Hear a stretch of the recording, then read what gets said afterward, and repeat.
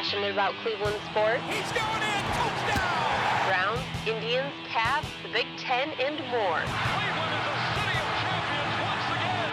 Andy and Jarid, Cleveland and beyond. A swing and a drive! To deep right! Here are your hosts, Andy Billman and Jarid Watson. Hello and welcome, Andy and Jarid, Cleveland and beyond. He's Andy Billman, I'm Jarid Watson, and this podcast is brought to you by Waiting for Next Year. Check them out, original Cleveland sports reporting at waitingfornextyear.com. Sorry that we missed you last week. We had a few issues, mainly on my end, technical issues, but we're back on track. Sadly, not the same for the Browns. They're 1-2 now after losing to the Rams. And in fact, I'll be honest with you, I'm glad that we didn't do a show after that loss because I like to go dark on all sports-related talk after a Browns loss. I don't, it's not that I get depressed, but that's just where I go. I don't want to talk about it. I want to ride it out until the next game, and then I'll feel motivated again. So here we are, coming in here before they take on the Ravens in Baltimore, right up the street from me, the Ratbirds. When will the Browns figure out this offense, though? Or is it here we go again? We've seen this before. Where's Baker's accuracy been? That's something that's been of concern. What happened to Freddie Kitchens' play calling magic? We're all waiting. Is it panic time yet in Berea? Hayden Grove's going to join us as well. We'll talk Browns with us too. And the Tribe enters their final weekend. Man, what a bummer. Needing a lot of hope and that Believe Land magic. The Tribe is slumped before heading to D.C. They're playing right now at the time that we're recording this, actually. Tied it up 2-2. So we'll see what happens as this game goes on. Andy might flip his shit while we're doing the recording. But they lost 2-3 to Chicago. And you know what? The Rays just...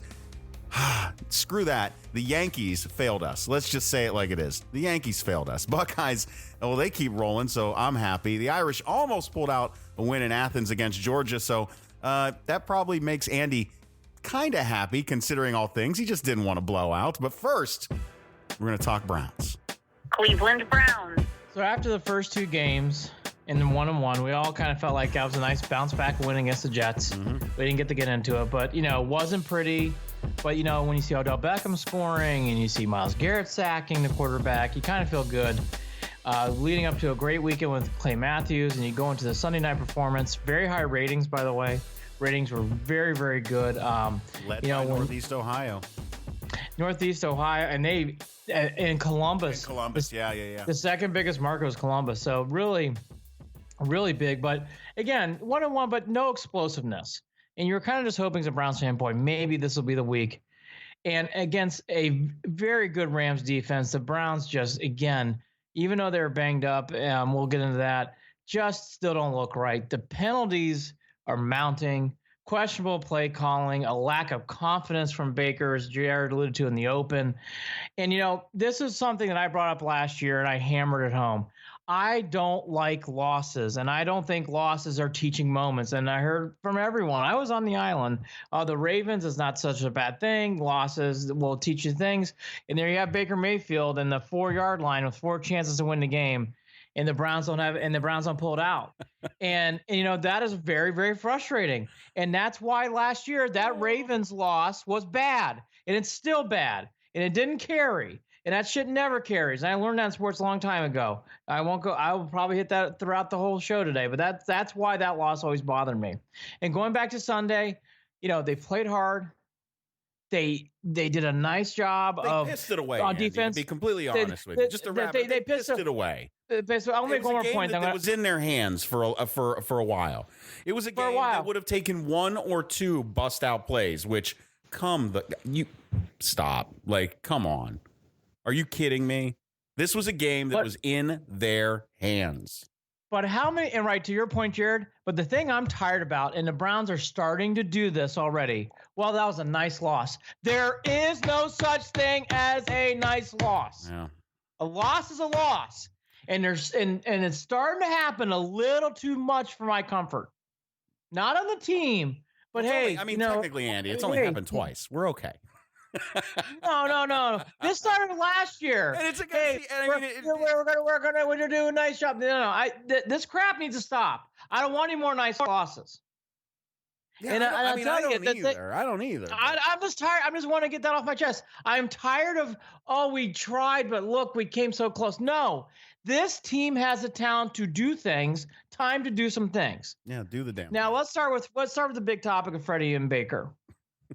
Yeah. Baker's numbers were okay. I think sometimes we need a polarizing answer in sports or in whatever the topic is of the day, especially in politics or sports. Baker didn't play horrible. He's not overrated, but he didn't play good either. He had a couple moments. Anything that was short, Jared, great.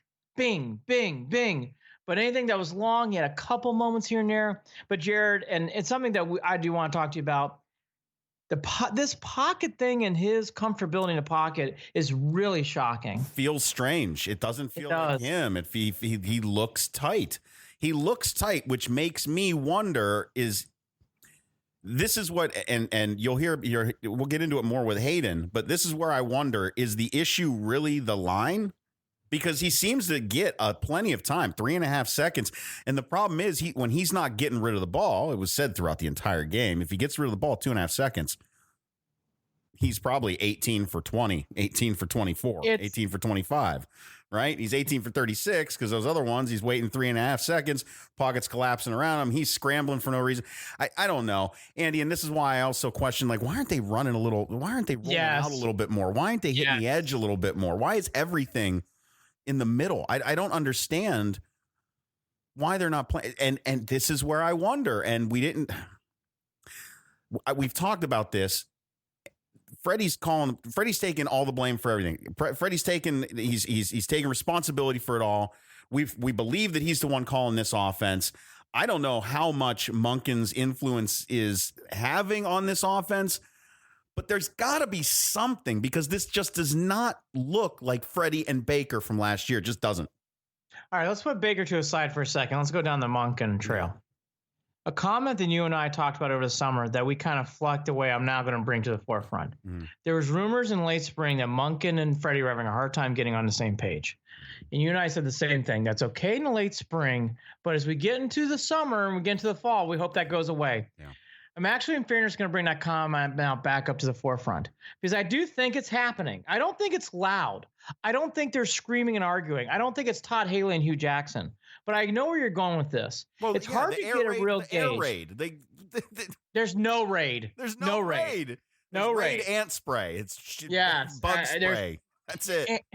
And I'll be honest with you. I could have done better with that joke, by the way. I apologize. It's Friday. It's been a long week. Oh. The one thing I will give to what you're alluding to. Everything deep has been hold your breath. Last year was hold your breath with excitement. This year it's hold your breath of, I'm not sure how this is going to end up.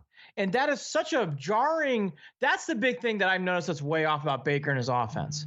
Anything that's short to what you're alluding to, and by the way, I usually don't like stats like that, but I think that stat really does play a key role in this offense right now. If it's quick and it's hard hitting and it's short, Jared, bam, Browns got it, first down. Bam, 4 yards, 5 yards. The Browns have got that play called down. But anything down past 15 yards, Jared, it's an adventure. And it seems like the Browns are really not comfortable with that. And what's unusual is last year, that's where Baker and those guys thrived. How many times, whether it was the Bengals game, the Falcons game, would he put touch on the ball, the Panthers throw for Landry, just touching on the ball, it'd be so perfect. I've seen nothing like, not even close to that. Even when they've completed passes downfield, Jared, nothing's been crisp. Nothing. It's very, very, very weird. The way that Baker goes through his reads, you would think that there's nowhere for him to put the ball, and that just doesn't make sense to me. Or is it really the impact of not having a solid number, having Ratley as your 3 right now? Is that really the impact? Showing up, and Njoku, and by the way, having a tight end, and not having a tight end has been a big thing. And I think the other thing fullback, not having a full. Not having a fullback. I didn't even think that just popped into my head too. No fullback. Okay, let's get to it. All that to be said, the defense, which we are going to get to, the defense played really well in this game. Okay. Yep. They had chances at the 4-yard line to win this goddamn game. How many takeaways they get? 2, 3? 3. Yeah. 3. Yeah. So you had the ball on the bitch. They had the ball, the 4-yard line, chance to tie the game.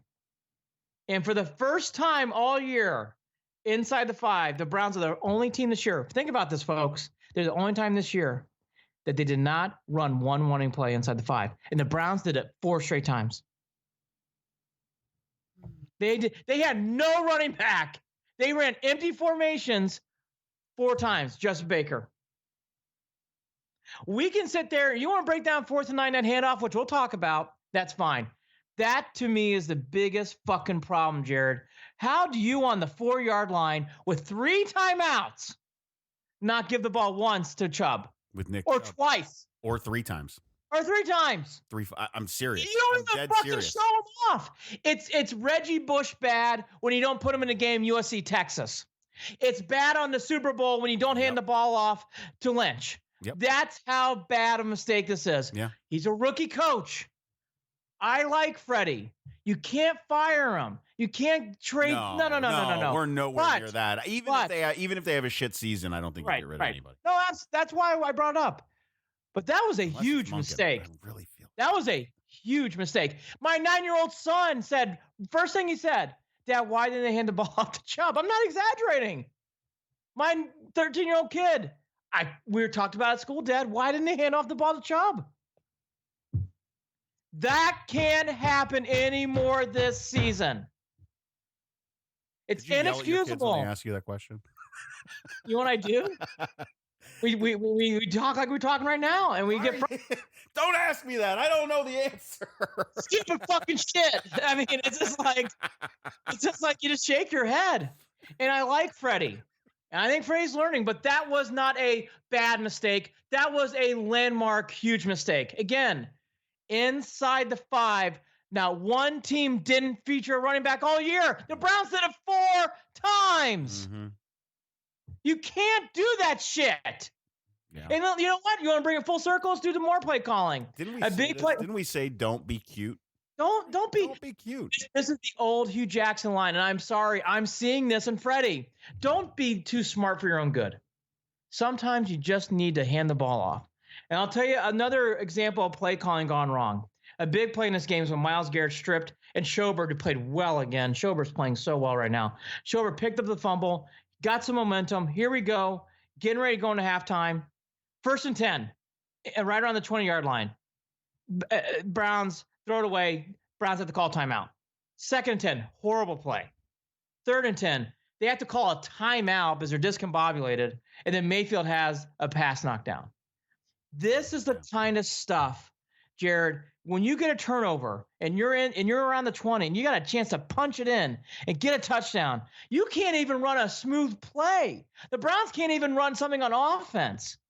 It's alarming right now at times. Not throughout the whole game, but that moment at the end of the game, that moment at the end of the second quarter, sorry.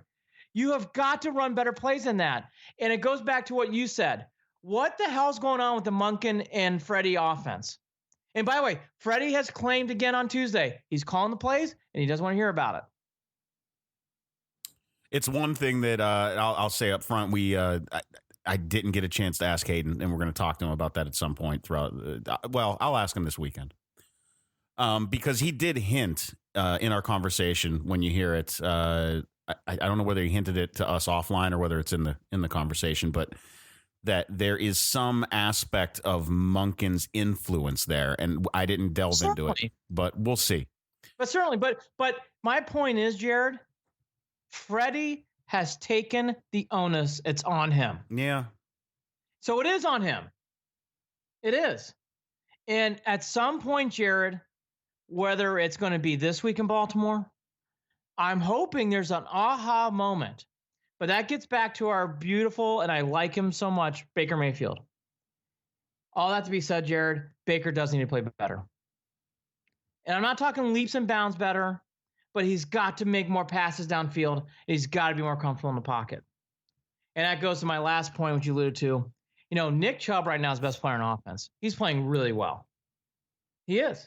He is the best player in offense right now. He's not the most talented. He's not the most athletic, but he is the best player in offense right now.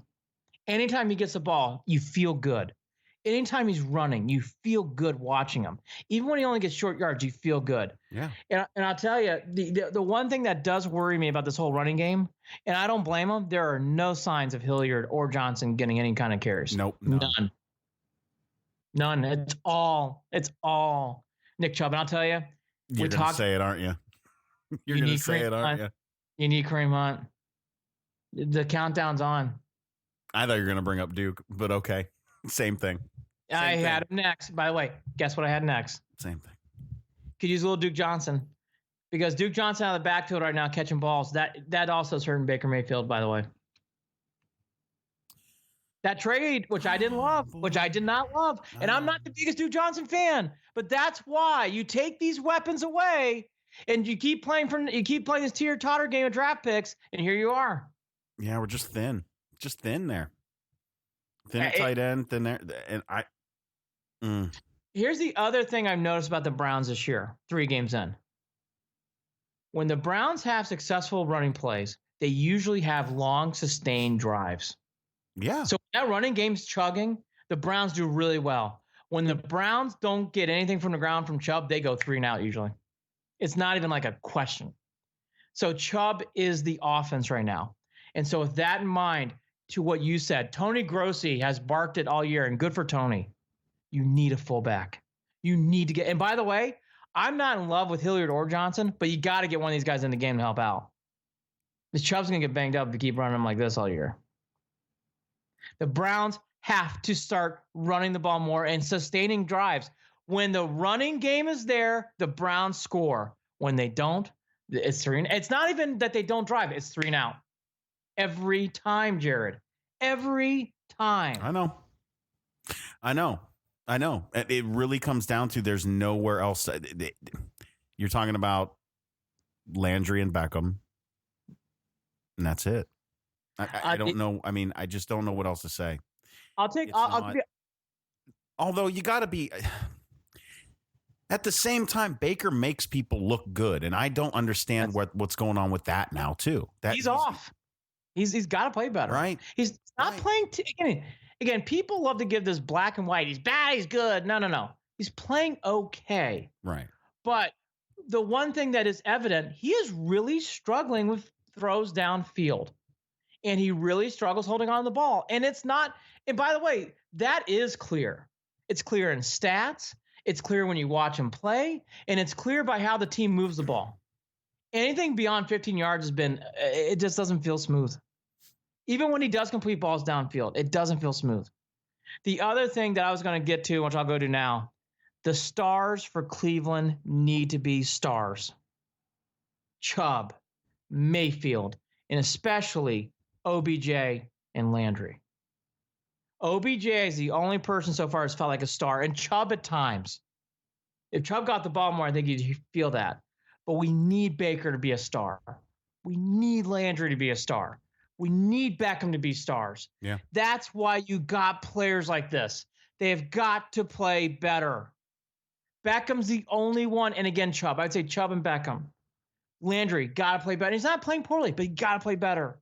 You got to take your game to a different level. And like I said, that's the same with Baker. Baker's not playing bad, but he's got to take that leap to that level that we saw last year. Take advantage of the turnovers. You got to turn that into points. You got to not stall. But look, these field goals, lots of field goals, man. This Browns team, we've seen enough field goals over the past 19 years. Very good point.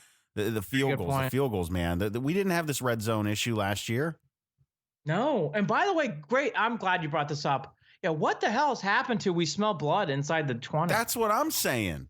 Yeah, nothing. You knew it was coming. Again, the end of the second quarter and the end of the game was evident. The Browns don't have confidence scoring touchdowns right now. And by the way, when they did score a touchdown, they had taken away because of a procedure, and they're lucky they got that touchdown the way they did. You ain't kidding. The Browns right now, and I will say they are playing tight, and they have got to get over that. You know what? In this league, you can have a tight game. The Browns have got to relax. They got to stop putting all this pressure on themselves. Yes, relax. Got to relax. As we yell at them, we need to relax. Well, you got to. But by the way, you need to relax so we can relax. Hey, we do. It's true. It's true. But again, Jared, this is not a young team.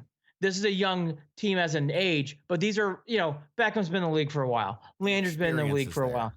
Yeah, we got to play better. All right, let's get to the elephant in the room. These fucking penalties. Well, I wanted to jump into that on the defensive side of the ball. As good as the defense played, wonderful. That secondary got eaten. That Cooper Kupp, man. And what's that other guy's name? Cooks. Yeah. Cooks too. Cooks and Kupp did whatever they wanted. What the hell? Whatever they wanted. And the secondary's going to be beat up this week. Yeah. You should. Well, look, the thing I would say about the defense is, and this is the difference between the defense and the offense right now. The defense made up for it because they really technically kept. Well, it's not technically. They kept the Browns in the game. They did. It felt like that score should be 30-13. It was only 20. No, it's like the first. It's like the first. How many games last season? How many takeaways do we have that we didn't convert on, and we would lose, and we'd lose the games? It was. By the way, it was. I know people don't want to hear this. A lot of Tyrod Taylor. Feels a lot like Hugh Jackson right now on this team, and Hugh's gone, and it feels a lot like Hugh Jackson at times. And this gets to my bigger point here about the penalties. When you on the first drive have 3 penalties, and 2 are called and 2 are enforced, that is not good. That shit has to stop. These penalties you hold your breath after a big play. You're just looking for the flag. They are by far and away leading the league in penalties again. The Odell penalty was on Baker. It was on Baker. Baker didn't let him set. Baker called him to move, and then Baker called for the ball. So yes. And by the way, that's on Baker too. But again, time and again, Jared, these penalties are just killing the Browns. More so on this game on the offense. The Browns and the Rams had their share of penalties too, didn't they? Yeah, they did, but the Rams can overcome those mistakes. No, exactly. Right now, the Browns can't. And in fairness, the Browns can overcome some of them, but they can't overcome. Think of the tone that you set on the first drive of the game. I know. It's just what are you doing? Like, it makes me want to just shut the TV off. And by the way, you get so fired up and excited for a game, and then you come out and you pull that shit, and you're just like, oh, here we go. Okay, so Jared's point. So, does it get better in the later game? Momentum killer. Fourth quarter, 2-minute warning, second down. What happens? False start. I mean, guys, and you've got to stop this shit. Yeah. I mean, out of a 2-minute warning. Batonio? That was Batonio too. Yes. Yeah. Out of a 2-minute warning, false starts. Yeah. It happens throughout the game. Is my point. It happens after timeouts. It happens whenever. This shit has to be cleaned up, and that is on Freddie. That is on Freddie. He's got to get this cleaned up. We talked about the Titans, talked about the rhythm. They are definitely scattered with confidence, aside from Landry, which we'll get to in a second. The other thing I do want to talk about, which I know I do agree with Jared. I mean, the Kupp and Cooks, they did whatever they wanted to in this game. I thought that Wilkes did a great job of getting this team ready when it was Band-Aid and tape at times. Going into what they had in this game. Schobert, by the way, is playing like Schobert did the first half of the year again. He is having a wonderful start to the year. I thought Mac Wilson played well in this game. Myles Garrett was quiet, which I won't pick on him too much as he played great the week before. Didn't do much.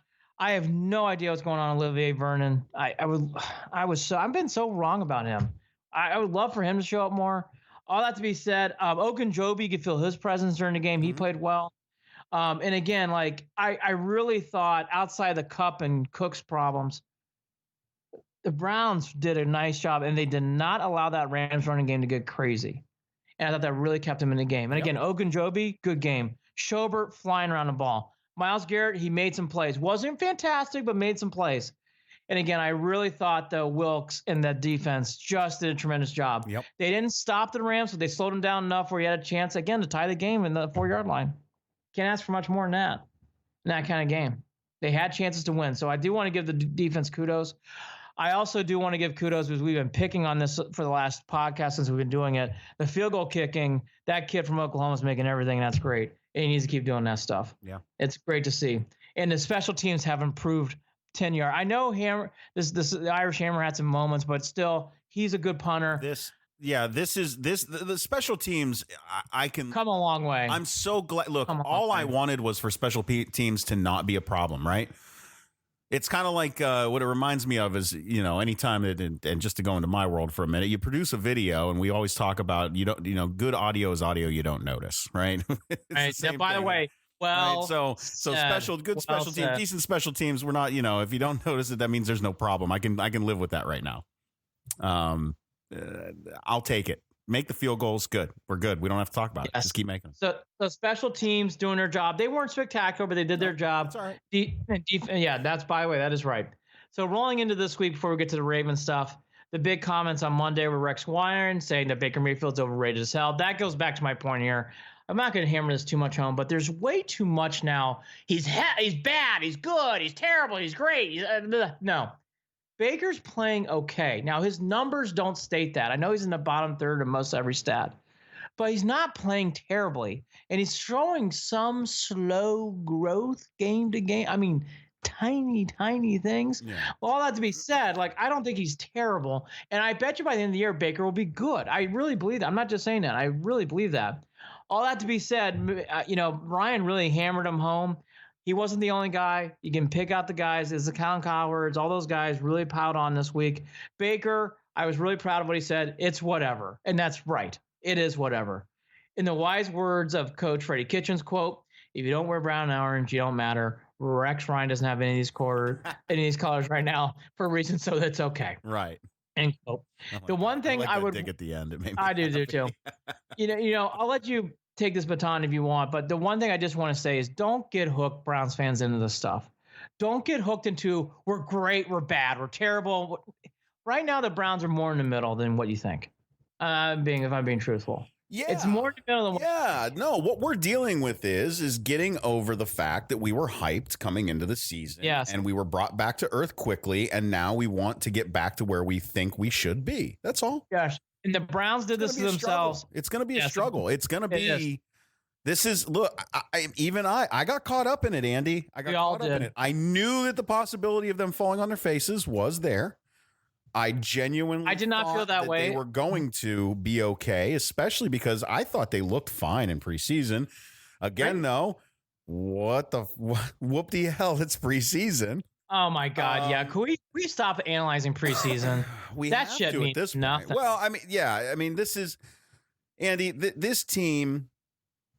This is what it's going to take time. That's just the bottom line. It's going to take time for them to get to where they want to be. And as long as that I just need the improvements, man. They held their own against the NFC champs from last year. And again, that goes. It's not like they didn't look like they belonged on the field with them, right? They didn't look the Jets. They didn't look like the Browns of old. In regard to the overall product. So they did the bare minimum things. And I don't mean that to really shit on them. They didn't. They did the bare minimum things. Don't get embarrassed. You played hard. Kept yourselves in the game. Right. And by the way, not giving up. They're not giving up. And by the way, that's fine. But that's why I'm not saying it's a good loss. But I'm also not saying the Browns are terrible. Right. What I'm saying is you're seeing some things. And again, I really liked how Landry said after the game, we're going to pick ourselves up and we're going to figure this shit out. I do like that. We are going to be a great team by the end of the year. And I do believe in some of that, what he's saying. And the schedule plays out that way too. Now, the one thing that we touched upon that Monken hit on Thursday was more Beckham. And to take some quotes from Monken in his press conference, teams are aware when you have a dynamic receiver. We had Mike Evans in Tampa. Teams are aware of their skill sets. They're going to scheme towards that and either hint at a safety or a cloud, double team basically a particular player. At times you have to move them around to get them open. And even when they cloud, that allows you to get them the ball. There are more times than what you think where he is singled up. You have to find ways to get him the ball. And he said some other stuff, but that's the big thing. Is he going rogue with those comments? He is, but I like it because he's right. You have superstars. Use them. Start attacking like we did last year. Attack. Get aggressive. And yes, some of this is on 6. Baker needs to be aggressive. He needs to feel confident. It's a big deal. I want to see that Baker Mayfield we saw in the 2 Bengals wins. Even in the Chiefs loss, I love that Baker. Right now, what we saw is a lot of the Baker we saw him getting sacked a lot against Pittsburgh. That's the Baker we're seeing right now. Need another Baker. And I think Monken's right. And again, he's not taking a shot at Baker. But what he is doing is saying, hey, it's not all on me. Players have got to make plays too. And he's right. I thought that was a fair jab. That's how I'll put it. I thought that was a fair jab. For me, this, I know we've talked about it. I'm not gonna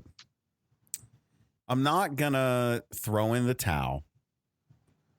But this game's huge Sunday. Well, that goes my next point I put on the rundown. This game is huge. Sense of urgency.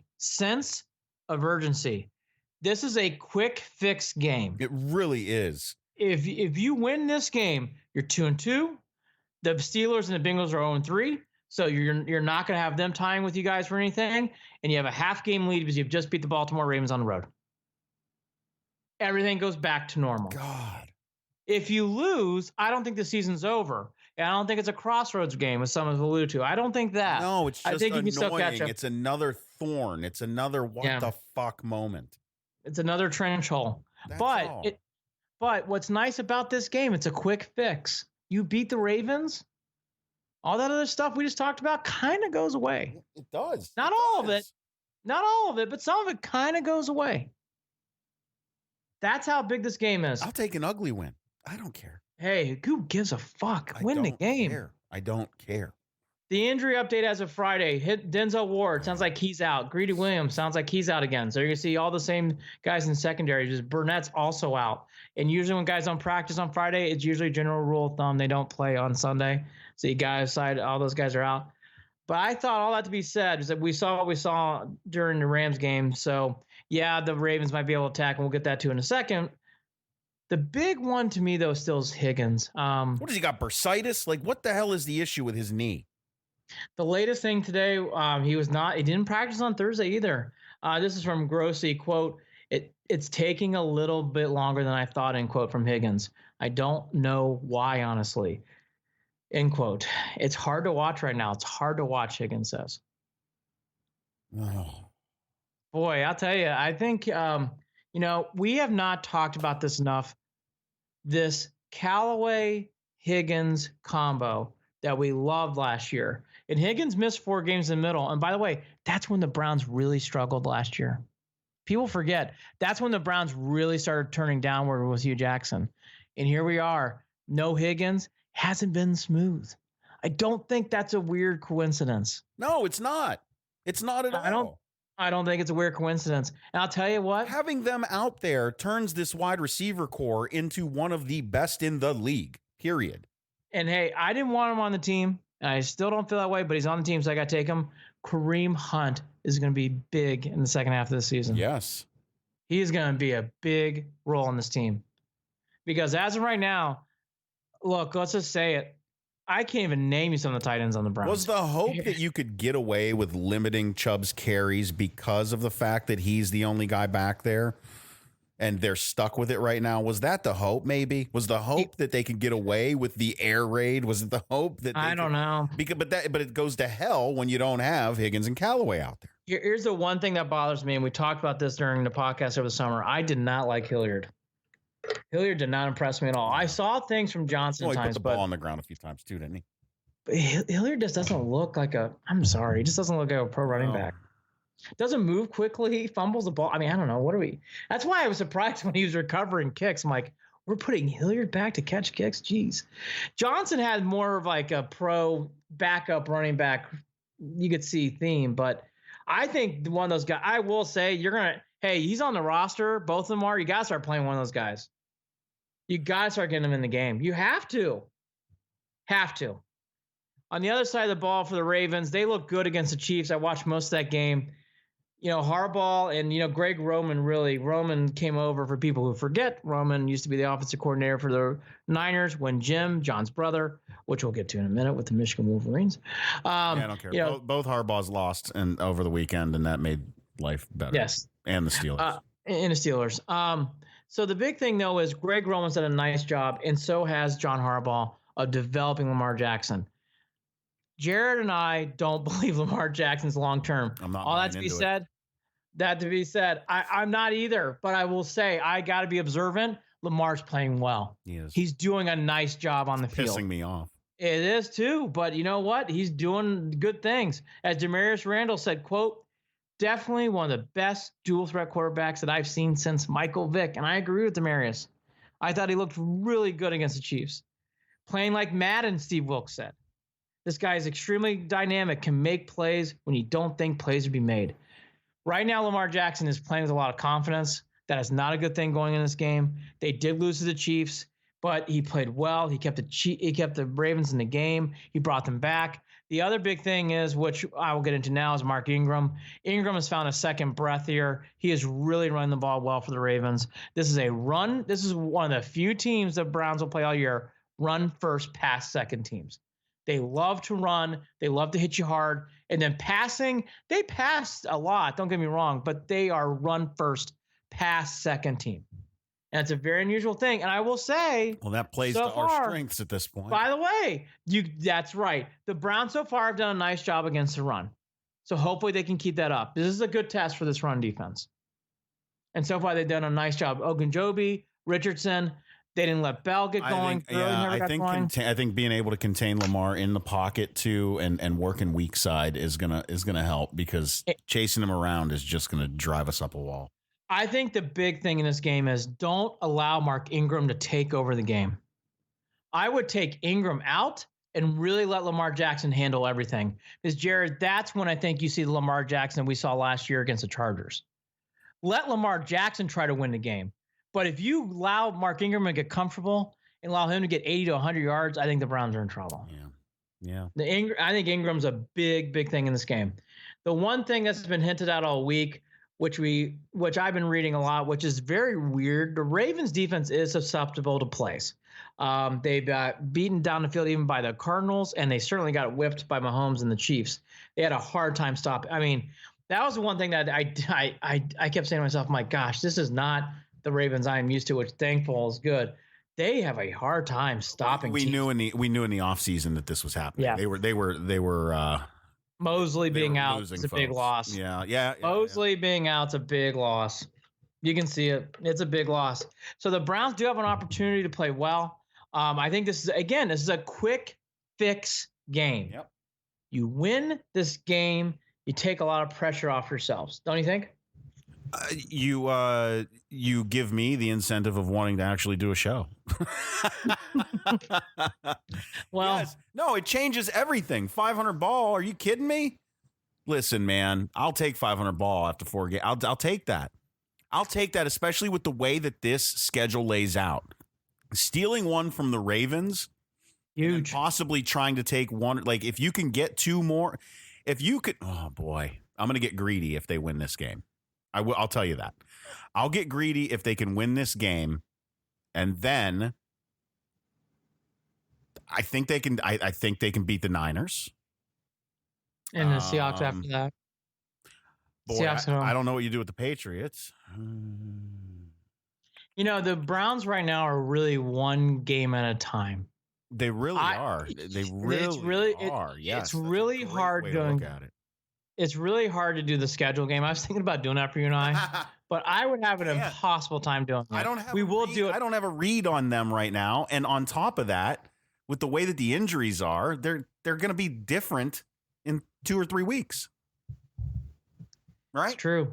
Right. It's true. 2 or 3 weeks, it's going to be a whole different team. So to help us get a read on the team, let's bring in Hayden Grove. Joining us, Hayden Grove, Cleveland.com, Cleveland Plain Dealer, and on Twitter at @H_Grove. Even on my second take, I'm screwing it up. H_Grove on Twitter. Follow him. He's got all the info you're ever going to need on Cleveland sports. Hayden, what's up, man? How you been? I'm good. Heading your way out to Baltimore, Maryland for this Browns Indians extravaganza this weekend in the DMV.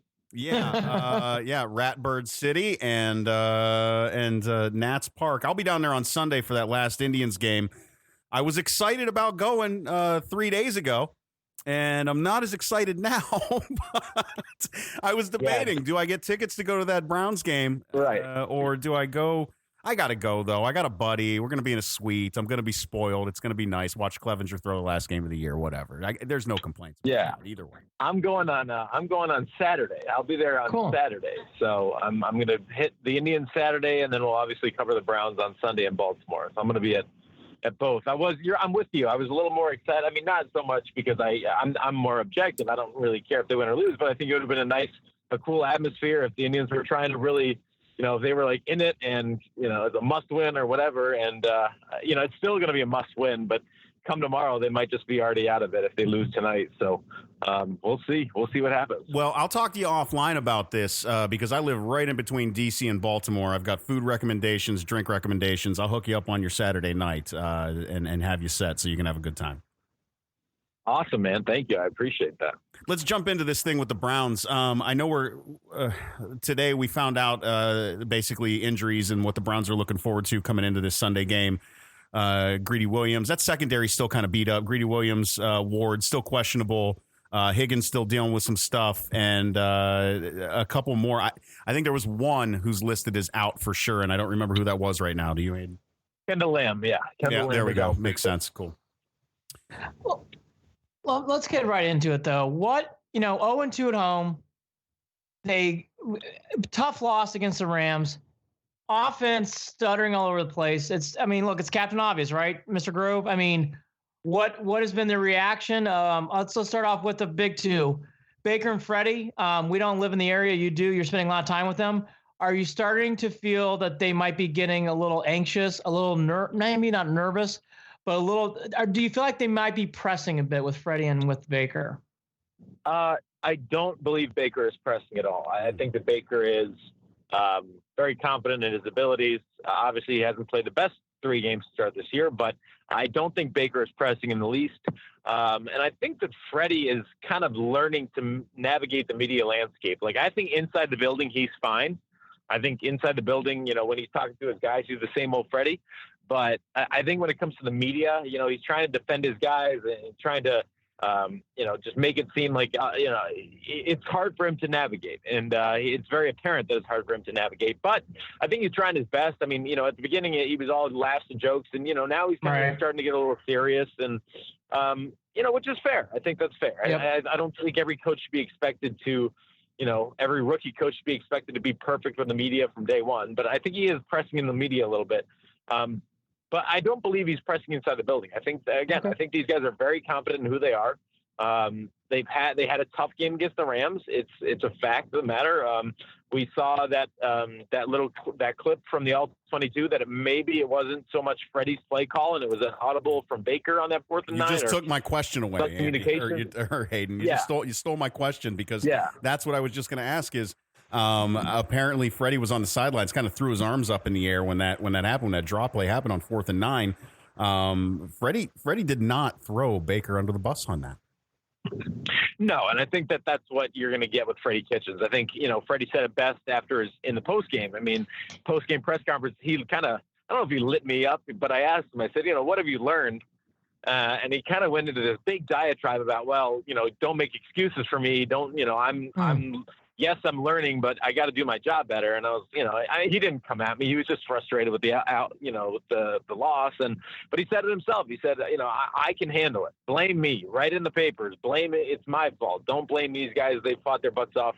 And I think that's just another instance of Freddie kind of being there for his players. I think that's what you're going to get with Freddie Kitchens, is a guy who's going to fight tooth and nail for his guys and protect them as much as he can because they're going to fight tooth and nail for him. So I think it's kind of a two-way street.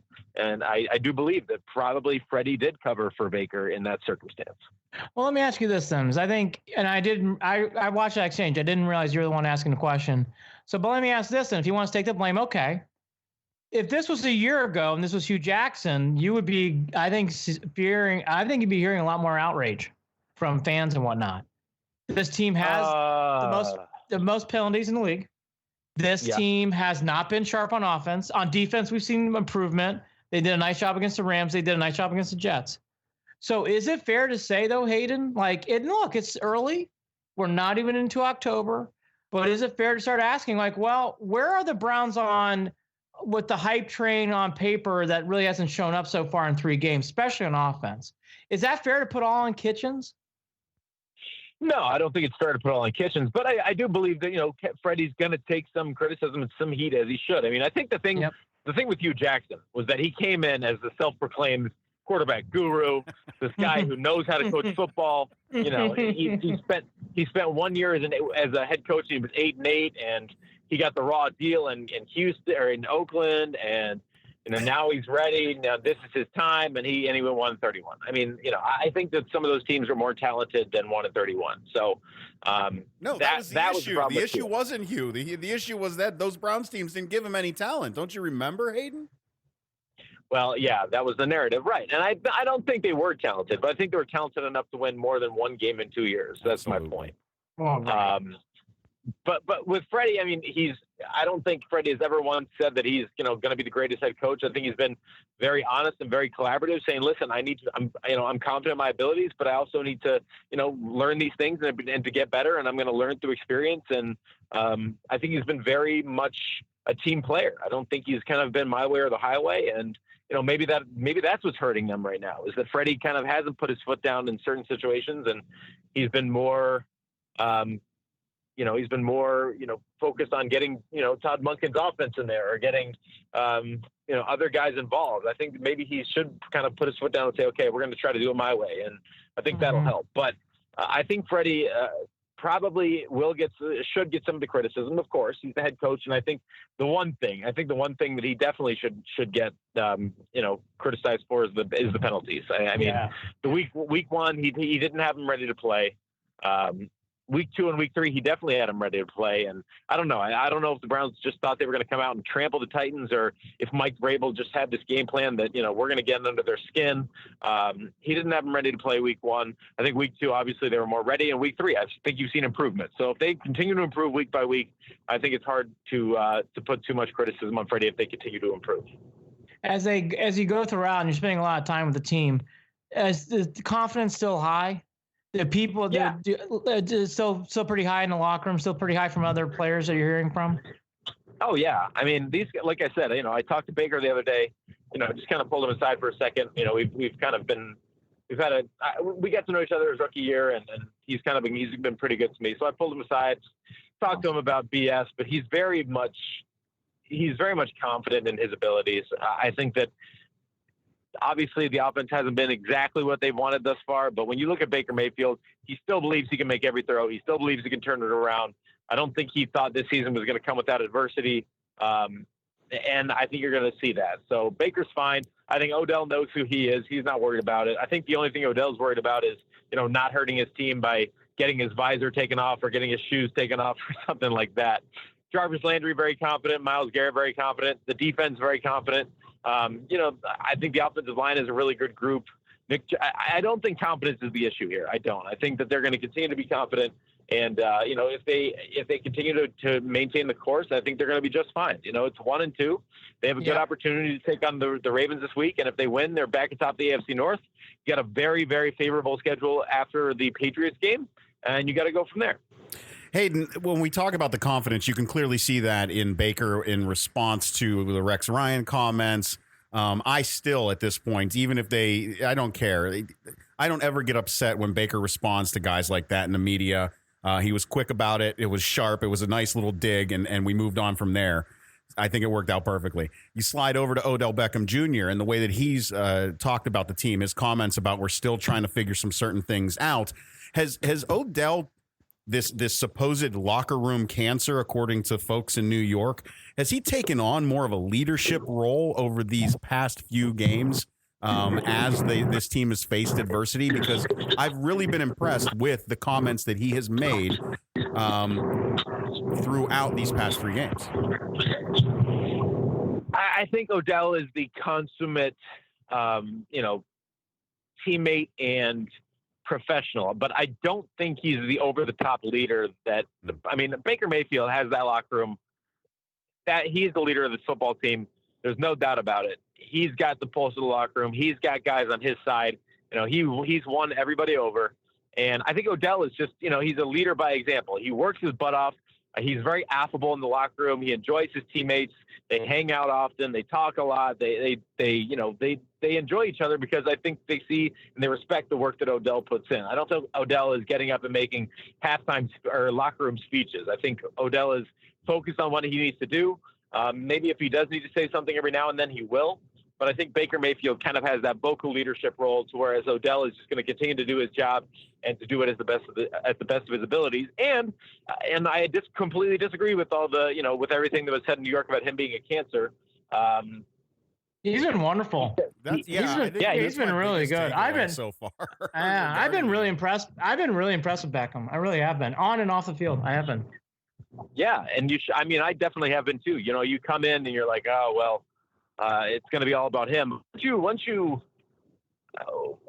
get to talk to him a little bit and see what he's about, it might be a little bit about him. It might be about him, what he wears on the field and what he does. But once you get past that stuff, there's nothing the guy does that's rubbing anybody the wrong way. He's, he likes his fashion. He likes to, put some different cleats on before the game and wear some colors and whatever. But I don't think that's taking away from the team. I don't think that's taking away from what these guys are trying to do. It's just him showing showing himself and showing who he is. And, people didn't like the watch thing, but that's just who he is. He wanted to wear the watch. He wanted to be fashionable.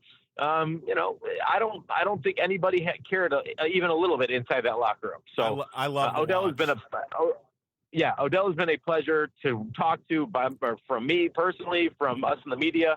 And obviously, people get frustrated because everything with Odell is a story. But once you get past that, I think he's been absolutely the consummate professional. I love the watch, and I also understand what it's like. I didn't wear my watch to work today, Hayden, and it drove me up a wall. When you're used to having something on your wrist and you feel the weight of it, so I understood where he was coming from with that. It did not, it made total sense to me. Yeah, I wasn't worried about the watch. Again, it was just such a non-issue. I think the only reason it was an issue was because of how expensive it was. Right. All right. So I got a 2-part question. Do you feel like this team is close, Hayden? Meaning like maybe it's smaller plays here and there, whether it's a 4th down mix up, like you just mentioned, whether it's a couple things here and there where the team is actually that close. Or do you see it more, they need to do some more work and it's going to get better, but there's still more work to do and it's going to be a gradual build, not an automatic flip on the switch? I think regardless, it's going to be a gradual build. I think that's just how Freddie wants it. He wants to be better every week. And maybe there is a point in this season where this team does come together. But I do see them. I've already seen a different team every week. Last week I saw a different team than I saw against the Jets. And the Jets, obviously, I saw a very different team than I saw against the Titans. So if the Browns are a different team this Sunday, and they really, they can fix a couple things and work on maybe a play call here, a play call there, an execution here, an execution there, I don't see where there's any reason they can't win this game. I know they're 7-point underdogs, but I feel like the Ravens have played lower caliber teams, which has boosted their confidence. Which is fine. They played the Miami Dolphins, the Arizona Cardinals, both of whom the Browns will play. Right. And I think it kind of got their confidence starting high. But last week they got, humbled a little bit by the Kansas City Chiefs. And then this week, you got a Browns team with a ton of talent coming in. Yep. I don't think it's going to be a pushover game by any stretch. No. I think the Browns can absolutely find a way to game, and I think you're going to see a better offensive team. I think if the defense can step up and do what they did last week, I don't think there's any doubt the Browns will win. If the offense can step up and the defense can be the way that they were last week, I think the Browns can absolutely and will win this game. What is the one guy who I don't get a vibe on at all, and I've been trying to read quotes and trying to find him more, is Nick Chubb. I think Nick Chubb has actually been the best player so far on offense so far for the first 3 games. And I think giving him the ball more would do great things, but that's an opinion for another day. But more on Chubb. Do you feel Chubb's presence when you're there in practice or around the locker room, Hayden?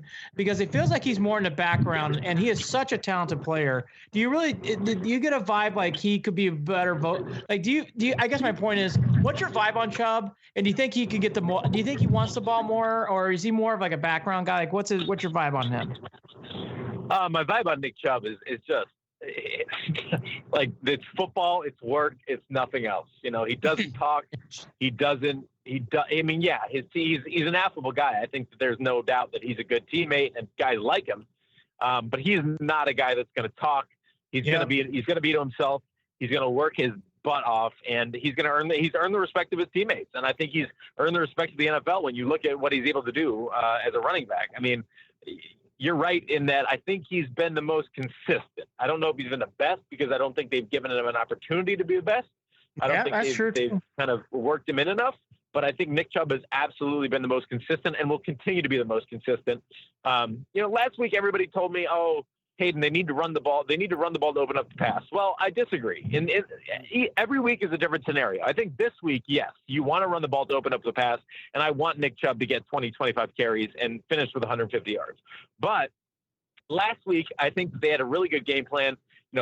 Run that run pass option, throw the ball off the run pass option, and open up the offense with the pass first, so you don't have to run into Aaron Donald right away. You'll get Aaron Donald off of his feet, that defensive front that the Rams have. So I expect this week, I think that you're going to see more of Nick Chubb. I think Nick Chubb is going to be a huge part of their game plan.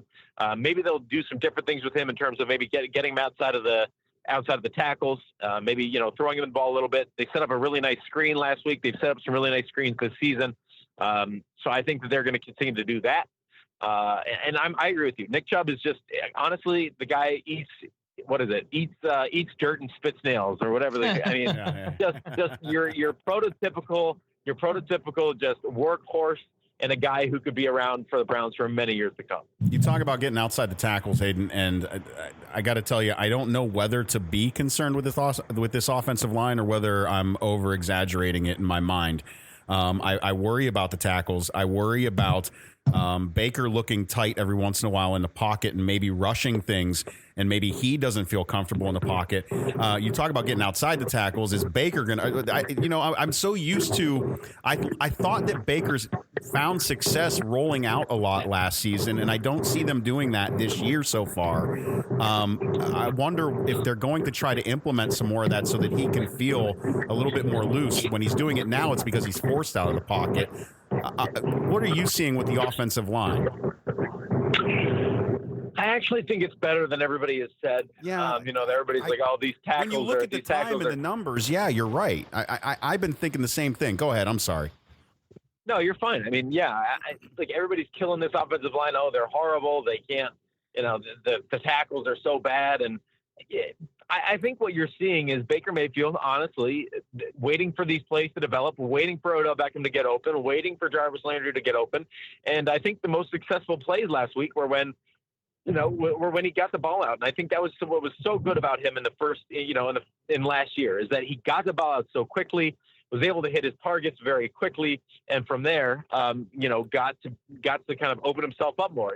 Guys were expecting that short pass, and when it popped open down the field, he would make time and throw it. So I think this offensive line has been a lot better than advertised. I think they've run the ball pretty well. And I think Baker's actually had decent protection. He might be seeing a couple ghosts just because he's a little perplexed as to what he's seeing on multiple occasions. I don't think the Browns have played a bad defense thus far. I mean, when you really look at it, the Titans are a very well-coached unit. They have some really good players over there. You have the Jets, who obviously Greg Williams, for as much as Cleveland might not like him right now, I think he ran a pretty good defense here. It's a little, maybe Odell was right that it's a little dirty, but I think he does with keeping those guys pretty sound. And then obviously the Rams have a ton of talent at the defensive end. So the Ravens is kind of the first team. The Ravens is kind of the first team where you're like, okay, they used to be really good. You lost C.J. Mosley. You added Earl Thomas. You lost Eric Weddle. What is this defense going to be? And I think that maybe, just maybe, the Browns could take advantage of that. Hayden, what the hell is going on with Lamar Jackson and this idea that he is turning into the quarterback that people were hoping he would? I'm still reserving judgment. And what are the Browns going to do to stop him this Sunday? Is he really this good right now? I mean, we talk about them playing the Dolphins, but what are we really at a point where we can claim that he's going to be that guy in Baltimore? No, I'm not. I mean, listen, I think all the Browns have to do realistically, and maybe I'll eat my words on this, but I really think that all they need to do is make him throw the football. Just make him throw it. I agree. Yes. If you let him run, he's going to eat you alive. Make him throw it. Make him throw it. Rush 4. Let your front 4 get to him, but otherwise make him throw it. And that's all they need to do. Make him find the holes in the defense. I wouldn't go blitz crazy because then you miss a tackle and he's gone. I would. Of course, Steve Wilkes is going to blitz when he feels like the time is right. I would continue to do some of the things, cornerback blitzes, safety blitzes, just things to throw him off. But I would make him throw the football. Make him, make his receivers kind of beat your corners and your safeties, and I think it's going to show a world of difference. I really do. Well, I think weak side, he's still vulnerable, even though he's mobile. That's what I remember, at least from last season. And I think I'm not going to say he's a great. I think he's good. I think even if he's improved, he'll be okay. He's improved. I think he can make some throws. Yeah, I think he can make some throws, but I don't think he's going to be the one to throw for 500 or 450 yards on 50 attempts and beat you. I just don't see that happening. Here's the one thing I noticed about, because I watched a lot of the Chiefs game. He has improved, and he is playing more confidently. Last year, I thought it was more like a wild horse where he's just doing different things on the field, and you could see his athletic ability take over. Some of it. I mean, he did make a couple of lucky, crazy throws across the field. This is. But Wilkes made a fair comparison, and I hate to say it, but it did remind me of that, because you don't want to compare someone like this talented. It did remind me of Vic. He made Vic-like plays on the field on Sunday. I mean, that one throw, that was a nice dime. Running out of pocket, doing things. He just has that escapability. Anyways, not to steal the thunder, but all right, all that to be said, Hayden, if you're in Vegas, who do you like on Sunday, Browns or Ravens? Right? So I'm going to pick. Yeah, it's tough. It's kind of funny. I mean, I still have a belief in this Browns team. I do. I think that they have a great chance of winning this Sunday, but I've picked the Browns the first 3 weeks. I'm 1-2. The Ravens are at home. They played really well. I'm going to pick the Ravens in the paper, but I think the Browns definitely cover, and I would not be shocked in the least if they won. I think that, Baltimore is, like I said, I think they're kind of a paper tiger, kind of a, what do you call it? A show pony thus far, where they played some very low trodden teams, and they've, when they played the Chiefs, they got beat. So I don't know if the Browns are on the Chiefs level. Maybe their defense is, but I'm going to say the Ravens win a very close game in the paper, but here I'll say the Browns win. We'll accept it, Aiden. We'll accept it. All right. Yeah, because I mean, I'm going to be right in either. I'm going to be wrong in either, or right in one, wrong in the other. Either way. So yeah, 6 and 1/2 doesn't. It's too close for me right now. I totally get it. Yeah, I know. And later in the show, Andy and I will give our takes as well. Our bets where we're seeing this thing going. Hayden Grove, Cleveland.com, Cleveland Plain Dealer at @H_Grove on Twitter. Follow him. Hayden, as always, brother, thank you. And by the way, do not forget, folks, find Hayden Grove's new album on iTunes. Check it out now. Legit. The Standards, done Hayden's way. You got to listen to it. I promise. It's Hayden, you did one hell of a job on that album, brother. That means a lot, man. Thank you. I just actually, I'm sending some of them today out and about to people around Northeast Ohio, so I got to put them in the mail. But yeah, I appreciate that very much. Thank you. Thanks, Hayden. Sounds like he's going to have a wonderful weekend in Baltimore and D.C. Hopefully my partner and him will get a chance to get together. So he made his prediction, so now it's time to make ours, and we'll get into the NFL. I have really had, when I came into the season, I was very confident that the Browns had finally figured some things out. I was very confident that the Browns were not going to make similar mistakes. And as I quoted myself in the Ringer, I will be face planting myself if this season goes awry. I'm not there yet, but I am face planting a little bit right now. I hope I'm wrong. I think the Ravens are going to win this game. I think the Ravens right now are playing better than the Browns. I think the Browns right now still are trying to fight themselves a little bit on rhythm on offense, those things we talked about. I do think the Browns defense, though, plays well to what the Ravens do on offense. But, Jared, I just have not seen enough from the Browns to think that this light switch is going to come on. If the Browns weren't making penalties and they weren't so sloppy, I would take the Browns, but with that in mind, I won't. I think the Ravens win 20-17. I think it'll be low scoring, but even with that said, I don't think the Browns score more than 17 points. 24-13 Browns. There we go. Browns Thank get a bunch God. of takeaways. There we go. I hope you're right. And frustrate the hell out of Lamar Jackson. Well, that would make for a better podcast instead of us groaning and grumbling throughout. Last week, the big stories were Daniel Jones with this big first win for the Giants. Bill, by the way, how about the Bills and Lions 3-0 and 2-1? Who had that? Crazy. God, that's amazing. Bills Mafia. Happy right now.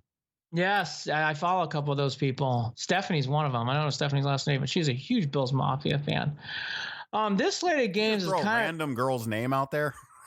Stephanie, I'll get her. I'll get her Twitter. That's a good point. Stephanie, is she in media? Who is this girl? Who's she? Is in media. She is in media. She's one of those Twitter followers that followed me, so I followed her back. I think we all do that on Twitter, right? Yes.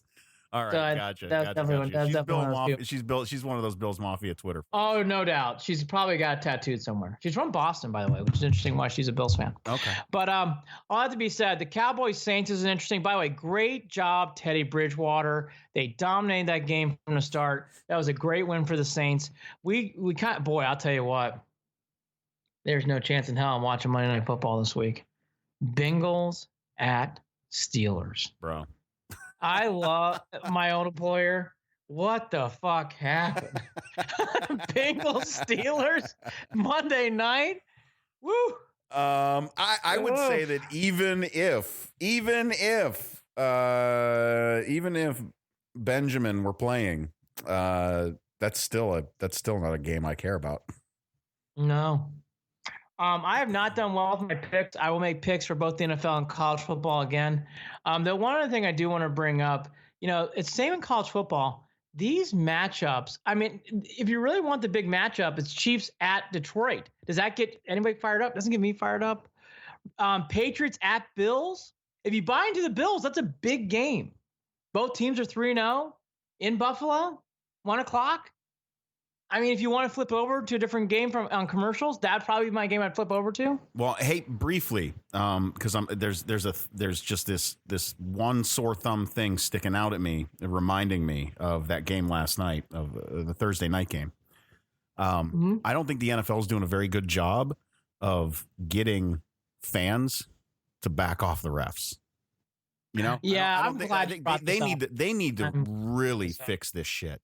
Yeah, it's across because fans are looking for it. They're expecting to get shit on at this point. Yeah. I don't want to take over the podcast of this theory, but it's in baseball, it's in basketball, and it's in really football. Bad. It's getting really bad. And I've been telling my sons, I've been telling other people, hey, we gotta start moving forward. At some point, you're gonna get a couple back calls. Not you just gotta get these obvious ones, wasting timeouts because it's just bad. It's bad. It's sloppy. And again, the NFL gets a lot more of it because they do replays and their television angles, and football's made for television. So they're still not making the right calls, Andy. No, they aren't. But I'm tired of the referee debate. It happens. We said then the NFL needs to do something about it and clean it up. NCAA not doing a good job of cleaning this up. By the way, what was the big talk of the Final Four? Auburn, Virginia, the referees. What was the big talk? What was the big talk in baseball last year? Astros series, umpires. What's the big talk? It's across sports. It's across sports. I don't know what to say anymore. It's not like, that's why I laugh. I'm like, the NFL referees are the worst. We just said that about the other sports. It's like a disease. Well, I'm not saying anything about worse, but I am going to say that the NFL has a large enough audience that they really should hone in on this a little bit. I hear you. Get it cleaned up. I will say I'll leave on this note. The NFL needs to, and to Jared's point, because it is the most TV friendly sport, and it's the easiest sport to take a look at plays. In basketball, there's a rhythm. In baseball, you don't really pitch to pitch. Sometimes you don't have enough time to analyze what's going on in the game. In football, there's a clock, so you always usually have time unless there's a hurry up offense situation. That's usually the only time. But even then, there's a dead ball period where they'll go back and look at plays. Yeah. That's all. That's all I wanted to say. You're right. Say anything else? Just clean that shit up, please. By the way, you're right. But I don't want this to become a blame the refs losing sports. Hey, well, when you got a primetime game with eyes across the country on it, and you can't get your PIs called correctly, this is what you're gonna get. Fair. And you're leaving off of an NFC Championship game. Fair. From last season that has left that has gotten it's gotten everyone's eyes on it even more. Two more things. Pay the referees more and give them more protection. That's what I want. Pay them more and give them more protection. What I mean by that is allow them to feel safe so people will want those jobs and then pay them more. I think that would go a long way. I really do, Jared. They need to, if they're going to get scrutinized like these players do, referees need to get paid more. Why ruin your life? And what do you mean? I don't know what you mean by protect them more. What I mean by that is like if you're like some of these referees you can tell are scared for their lives to make a call in some of these games. At least I feel that way. Really? I feel like there's a times where I don't know. I guess I feel that way. That's my observation. Mm-hmm. But there's too many times where it's like, hey, someone from these leagues have got to step up and be like, hey, these are our umpires, these are our referees. We're sticking by their decisions. You never get that vibe from any of the leagues or the NCAA. You never do. Well, no, that's because we live in this reactive culture where. Well, but that's protection. That's how things are traded. They protect the shield over anything else. I hear you. But that's my point. So you asked me about protection. That's the protection I'm talking about. Gotcha. Give these guys some protection. Yep. Give these guys some protection so they don't feel like they're going to get hammered afterwards. Yeah. Speaking about getting hammered, the Indians. Oh, God. Well, if we would have done a podcast on Monday, we would have been zippeting doodah. Oh, my God, after Tuesday. What is wonderful. The Indians have had really a lot of wonderful moments. Bieber, all-star MVP. Cookie Carrasco, his mound comeback. Jose Ramirez on Tuesday was another one. Just a tremendous moment. 2 home runs, 7 RBIs, a grand slam. Yeah, and then Wednesday, hitting another one. Sadly, on Wednesday is where everything unraveled. Didn't he hit a home run on Wednesday, too? I'm sorry. I think he did. He did in the NFL. Yeah, I got you. All right. So going into Wednesday, half game behind, but even in the loss column, and, this is not a log segment. I don't know how much there is to break down, and we will recap the Tribe no matter when their season ends, once it's done. But let's just get to the hammer and nails. Shane Bieber, who we love, who is our MVP, didn't pitch great, and really got compounded by Carlos Santana. Just airmailing a ball. I don't know. Santana's had such a wonderful year, so I'm not going to pile on. But, boy, that was a terrible throw in that spot. Really, 3-0. It felt like, Jared, from that moment on, the White Sox were in control of the whole series. It felt like that throw was the deflating moment, not just for that game, but for the season for the Tribe. Yeah. Oliver Perez and Clippard, who both did well, really had bad moments on the mound. It's a shame because Perez and Clippard played so well this year, but they were no help. And I got to be honest with you, for how much we love them, Frankie really had big at-bats, it felt like, on Wednesday and never got the big hit. You got to be honest. He never got that hit, Jared, you're hoping for a guy like Frankie and his reputation. No, you're right. But I got to tell you, the pitching issues in that bullpen just highlight one of the biggest problems that we had throughout the season, which is the way that bullpen has, they pissed away wins for this team. They although at the same time, so has a lack of offense at plenty of times. But God damn it, though, Andy, this team has been so good. As much as I want to beat them up, they have been so good through more adversity. I've never seen a team go through more adversity be this good. Very fair. And we're going to talk about that. And really, at the end of the day, because the all likelihood is they're not going to get into the postseason here. It's going to take a lot. You're talking about a team that's going to win 94, 95, 96 games, right? And not get into the postseason. So I've seen enough of this bitching and pissing and moaning. I heard enough of the get rid of Tito's. I've seen enough of the don't bother re-signing Lindor. He can't hit with men in scoring position. That's silly too. I've seen so much of this shit. The bottom line is this team, in a sense, overachieved by being able to get over the loss of some of their best bats, the attrition in the outfield. Yep. Very fair. And I've said this before, the owner getting in the way before the season even started. Very fair too. And some guys have stepped up more than we ever expected them to. Luplows. Franmil Reyes. Having a huge year at the end of the year. I know he's not going to be in the team. Oscar Mercado's big year. I'll tell you the truth. Perez. That's who I'm focused on, because he's probably the best example of that. Yeah, really played well. We shit on him. Hey, we never thought. Hey, look, we were wrong. And by the way, never been more happy or been wrong. By the way, Jan who? I don't know what's going on with Young Guns. But all that to be said, that's for the next podcast.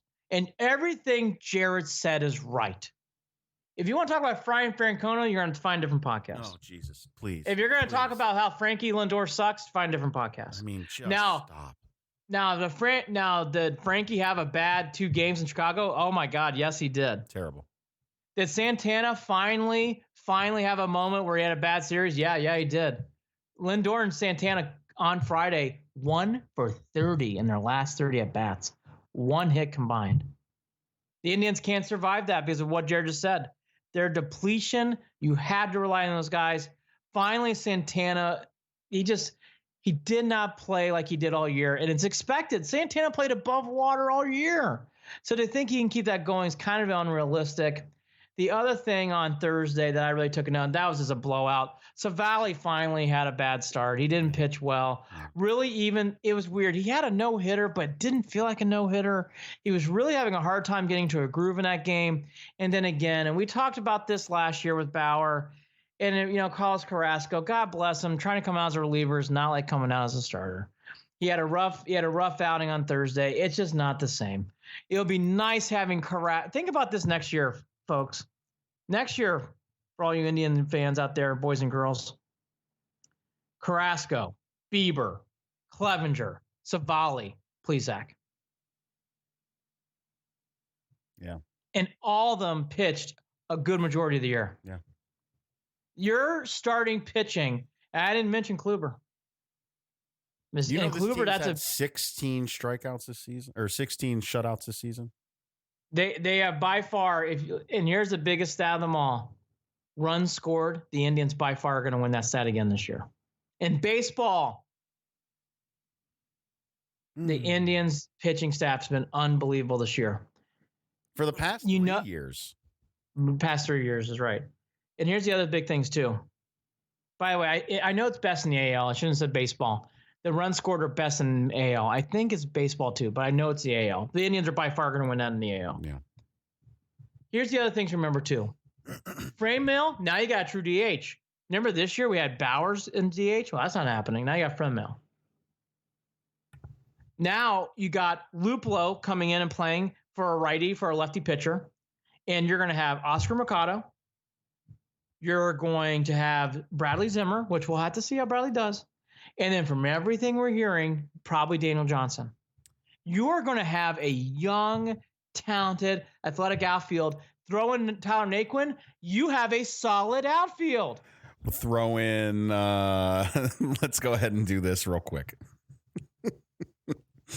3 years, 10 mil. 3 years, 12 mil.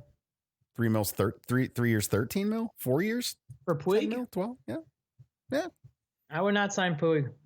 You don't think it's a possibility? Indians have too many outfielders now who are ready to come up. The biggest thing I saw in the Indians this year, And it's debatable too. See, the Indians next year are kind of set up to, again, this has been my whole theme. They are set up to win next year. They really are. You've said because it. You've said it since before the season started. Yu Chang playing third, like it. Lindor shortstop. Jose second. Carlos first. Your DH is Franmil Reyes. Perez, your catcher. Folks, I like that. Yeah. I like that. You're going to have to add some relievers. That's where I'd spend my money. That's where the money's got to go. And they've cleared enough off the books that there's no way that they're going to, no way that they should have trouble. Yes. Now to Jared's bullpen with some length in the bullpen. Right. Now to Jared's point, if they don't think Daniel Johnson or Bradley Zimmer can play next year. Well, it's a health issue too, Andy. That's my point. That's why I said Zimmer too, because we haven't seen Zimmer play in 2 years. If you don't think, then Puig needs to be brought up. Puig needs to be brought up. But if you think Daniel Johnson's going to play, you know Oscar Mercado's going to play. You know you're going to have Naquin and Luplow. I just think there's something to be said about guys who want to be there, and there's something that tells me he wants to be with this team. Yeah, we'll see. You might be right. By the way, too, we have not mentioned him, but I think Bobby Brantley is going to have some moments, too. Bradley. God, would I love to see him come up and hit more than a fastball. Rake. The Indians have the parts. And they've been battle tested. Savali pitched throughout the whole year. Plesac pitched throughout the whole year. Cookie, no explanation needed. Bieber had a big sophomore year. Clevenger, ready to win Cy Youngs. This team is ready to rock and roll next year.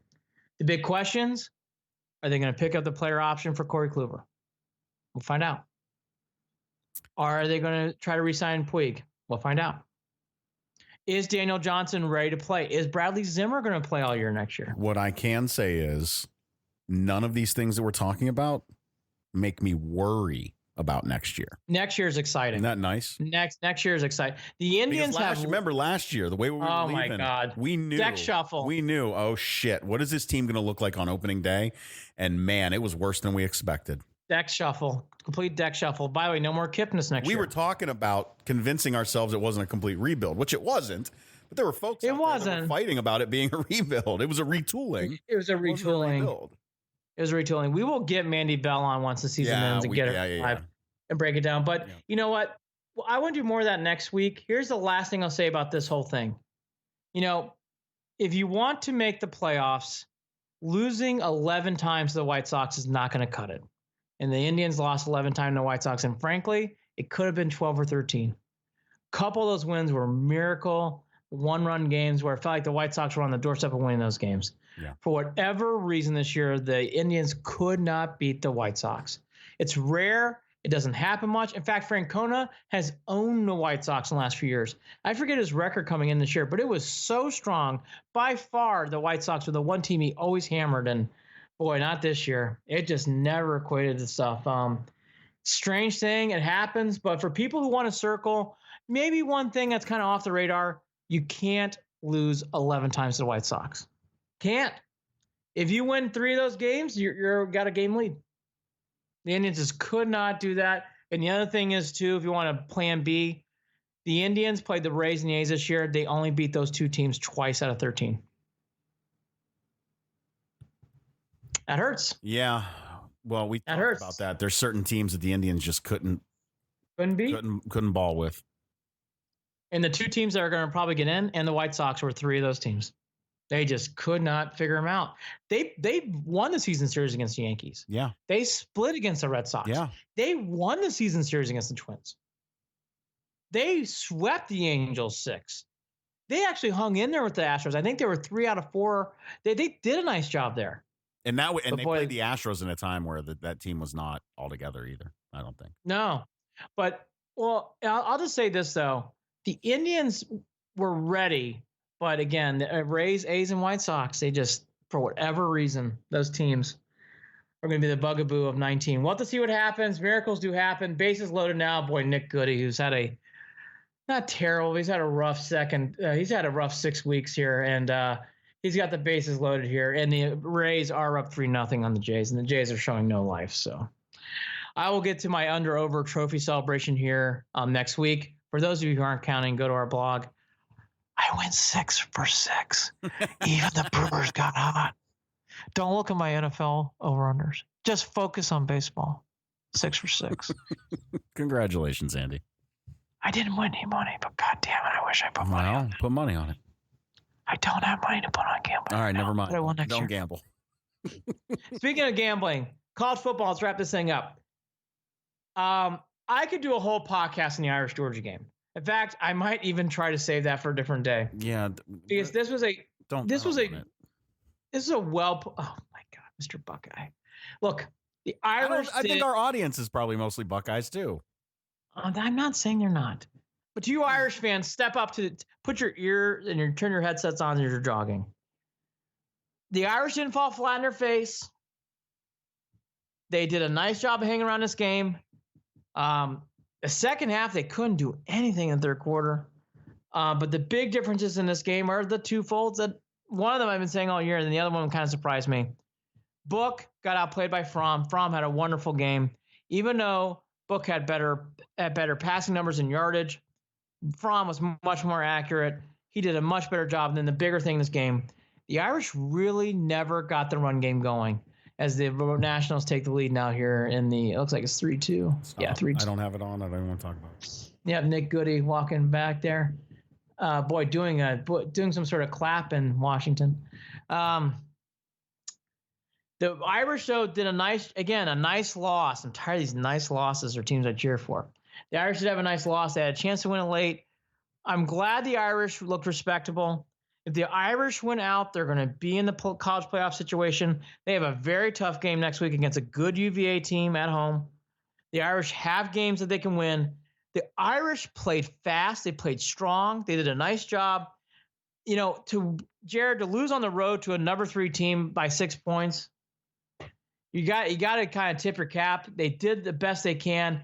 The Irish, this game, I know some people are like, oh, the Irish, they're never going to get playoffs. I don't agree. I think the Irish, if they win out, have a very fair chance of making it. I thought I saw some things. I thought Book played better in the fourth quarter up until that final drive. Again, the big thing for the Irish, where that running game went, I am not sure. And they're going to and Book has to do a better job with accuracy. He just has to. But both the quarterbacks to cheer for, Book and Baker Mayfield, got to do a better job with accuracy. They did make it respectable. And like I said, they have a huge game with UVA. UVA is much better than people think. They're ranked. So that'll be a tough game at South Bend at 3:30.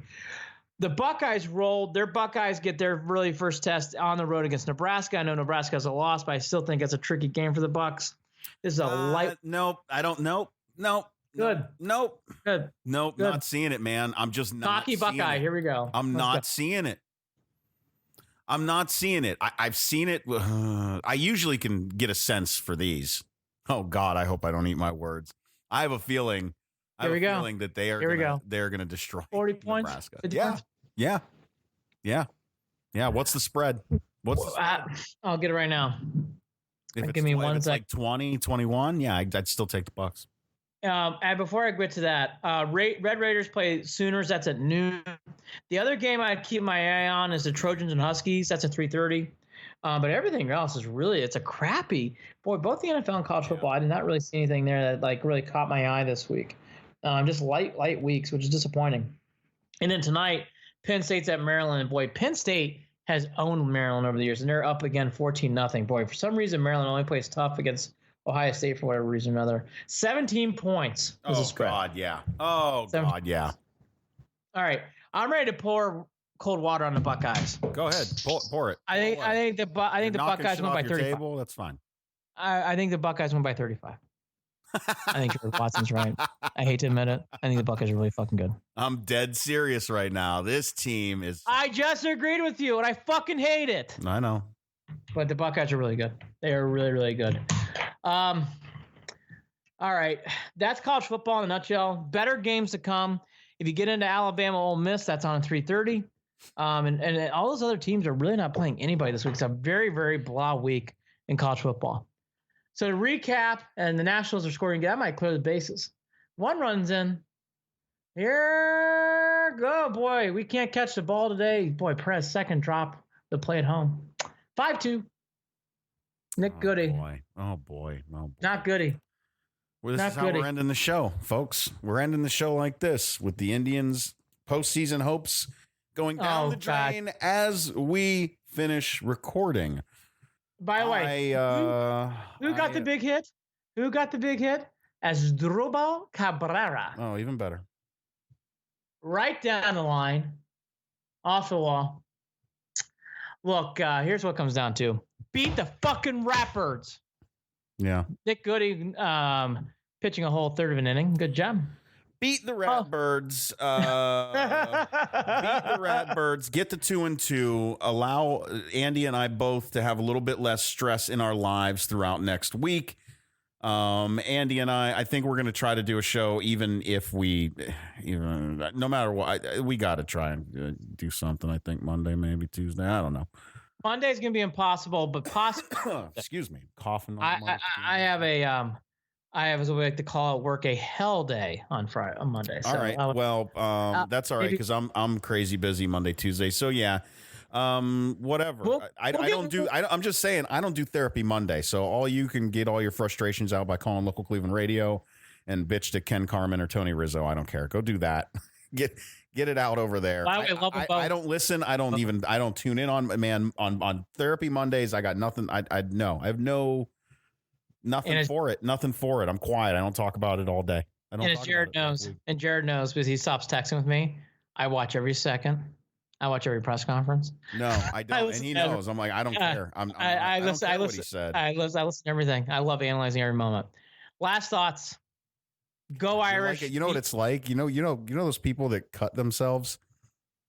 You know the cutters? You know what I'm talking about? That's what you do after Browns loss. I am preparing myself.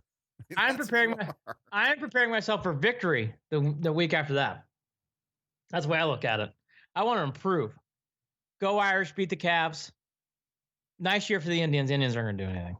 Nice year for the Indians. Yeah. Again, this is a quick fix game, how I'd term it. Quick fix. The season isn't over. It's not a crossroads game to me. I know some have said that. I'm not saying it's crazy. I just don't think it's that. All right. But it's a quick fix game. Win that game, it could be a quick fix. I'm shutting it down, by the way. Andy doesn't get a final word after this. He just had it. Andy and Jarid. Cleveland and Beyond is brought to you by Waiting for Next Year. WaitingForNextYear.com. Check them out. Cleveland Sports Reporting Original right there for you. WaitingForNextYear.com. Also follow us on Facebook. Facebook.com/Cleveland and Beyond. I love Washington State this week. On Twitter @CLE and Beyond. At CLE Michigan State's 14-point favorite. They're not covering that. Shoot us an email. Andy and Jarid at 37.5 points for Bama. They're playing Andy and Jarid at gmail.com. He thinks I'm going to fucking shut up. I got things to say. Check out the website, andyandjarid.com, clevelandandbeyond.net. We didn't talk about Michigan. Wait, how great was that loss? We didn't talk about that. I'm not done. No. That's a home run. Oh my God! First pitch. Oh, Andy. Oh my ADHD, God! Reel it in. All right, ready. Look, we called it. Both of us looked at Michigan. We read the articles. We did our homework. We're not even Michigan fans. Overrated. For everybody who picked them in the playoffs, you didn't read any of those articles. Michigan's gonna have a hard time winning 7 games. Fucking mess, and I love every that is a dumpster fire. He's Andy Billman. I'm Jarid Watson. Andy and Jarid, Cleveland and Beyond. Thanks for listening.